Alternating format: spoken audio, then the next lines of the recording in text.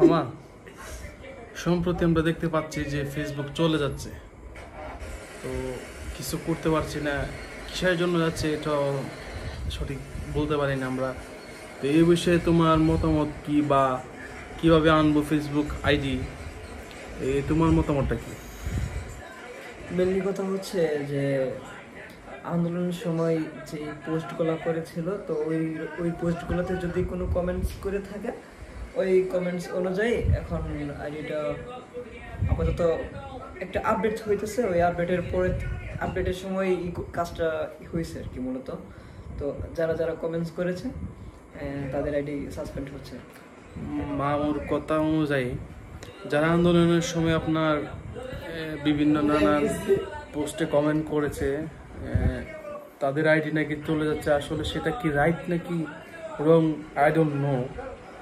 এখন মামা একজনের কাছ থেকে জানতে পারলো, মামার এক ফ্রেন্ড ওর কাছ থেকে জানতে পারলো, যাই হোক ও আবার কিভাবে নাকি আইডি ঠিক করতে পারবে, 800 টাকা চাইতেছে। তো আপনাদের যদি কারোর আইডি চলে যায়, আপনারা যদি ফিরে আনতে চান তাহলে যোগাযোগ করেন, আমার মামু এনে দিবে।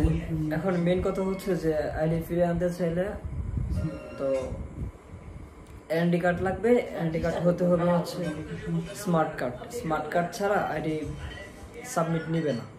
তো এক কথা বলা যায় যে স্মার্ট কার্ড ছাড়া আইডি পসিবল না বেক করা।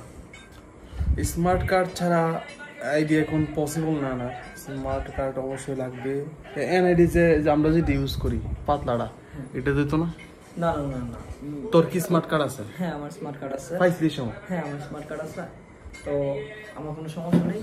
তাই স্মার্ট কার্ড নেই তারা আমার সাথে যোগাযোগ করতে পারেন। স্মার্ট কার্ড আমরা বানাতে পারবো, বানিয়ে তারপর আইডি সাবমিট করে তারপর আইডি বেক আনতে পারবো। তো কেউ কারো আইডি যদি আনতে চান তাহলে যোগাযোগ করেন, আমি আমার ডেসক্রিপশনে নাম্বার দিয়ে দিব।